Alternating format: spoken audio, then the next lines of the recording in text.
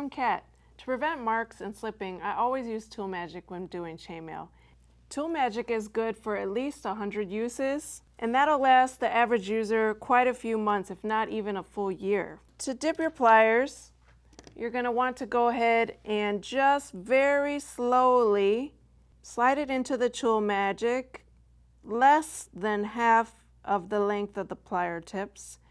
And the slower you remove them from the Tool Magic, the thinner the coat will be. And you're going to want at least 2 thin coats to be able to complete one project. And in between each coat, you're going to want to let it dry at least a couple hours. I usually like to do 1 coat at night and let it dry overnight.